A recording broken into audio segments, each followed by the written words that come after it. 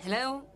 Good morning to you all. First of all, I'd like to thank the organizations and most especially to the people that made this event possible.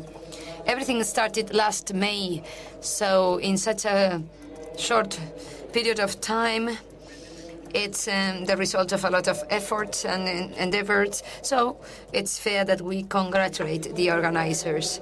I'm not going to speak about Everis Foundation.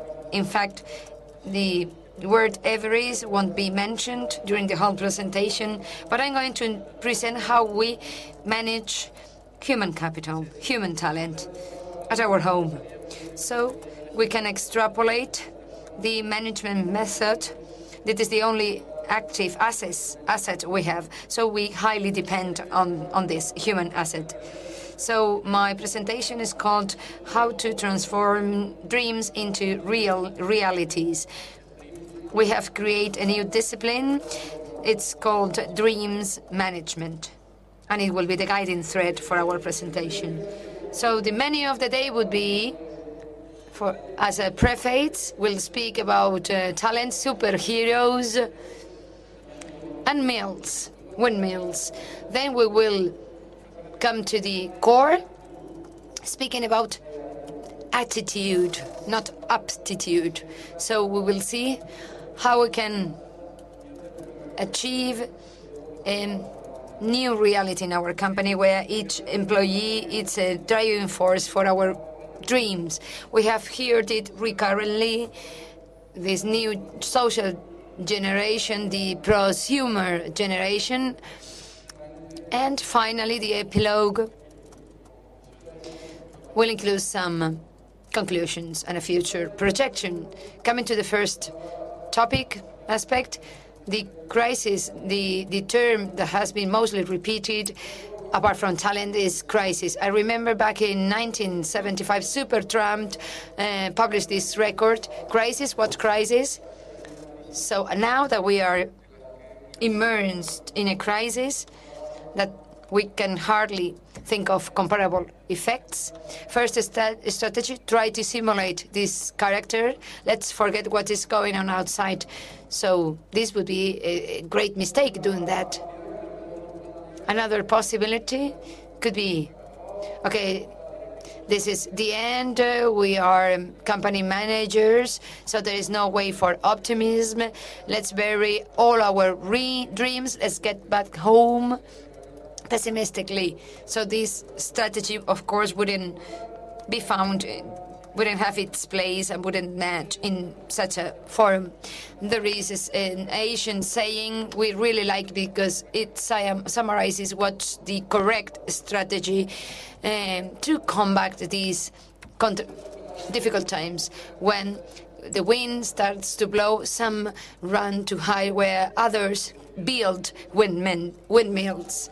So as a consequence, the difference will be in attitude. We can understand it as a problem, so the bottle will be half empty, or we can understand it as an opportunity and trying to ride this horse to tame it, so and see the bottle half full. This is corporation Darwinism, natural species selection,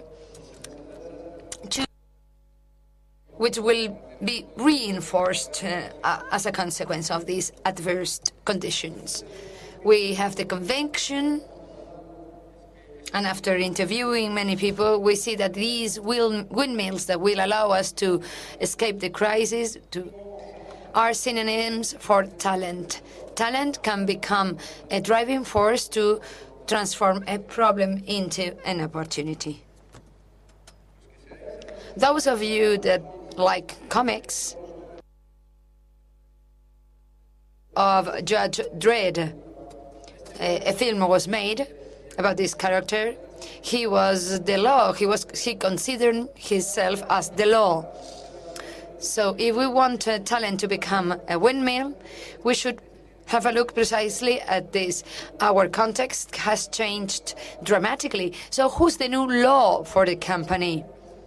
So let's rethink. This will be a classical X-ray of a company where we have actors taking place in the organization. The top managers, employees, the customer, providers, suppliers, a wide group, and competitors we should always take into account to overcome them.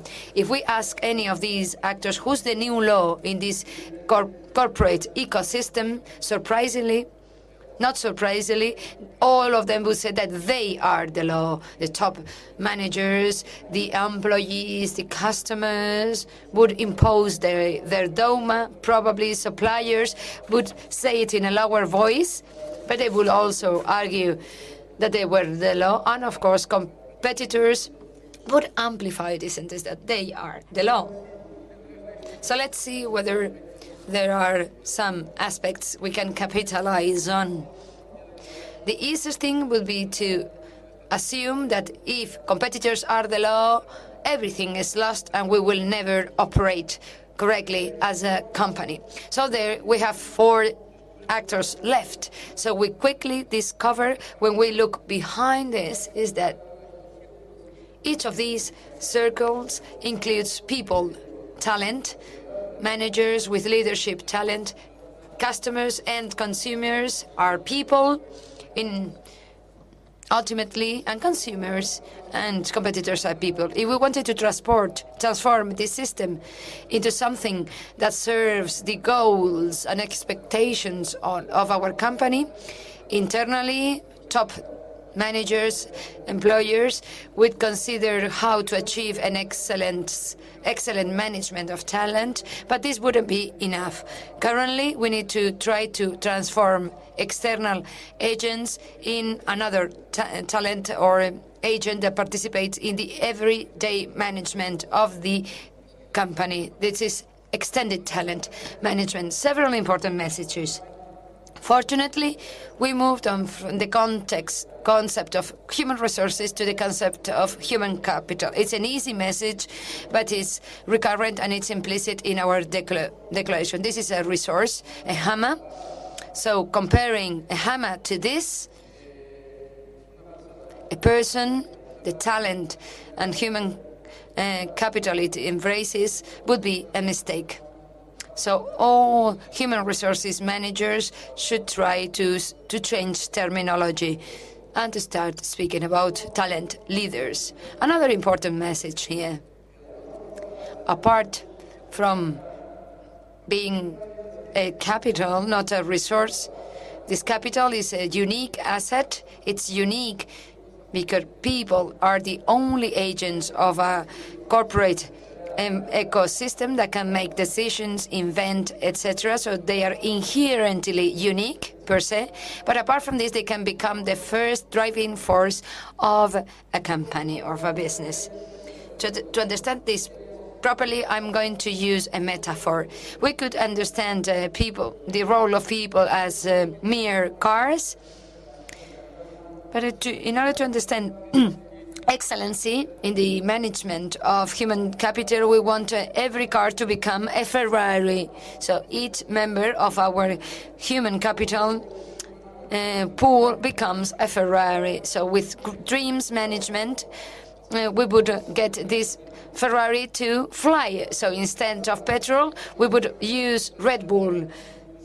So instead of being a car, it would become a Ferrari with the capacity to fly. How can we achieve it?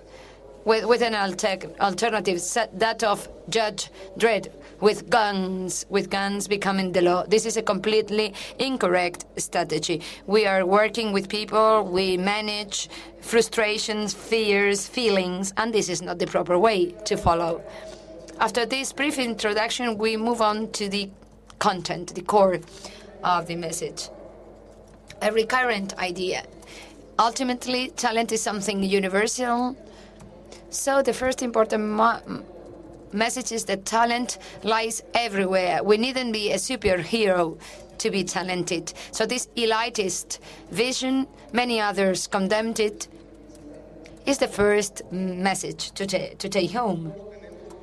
We are all talented people.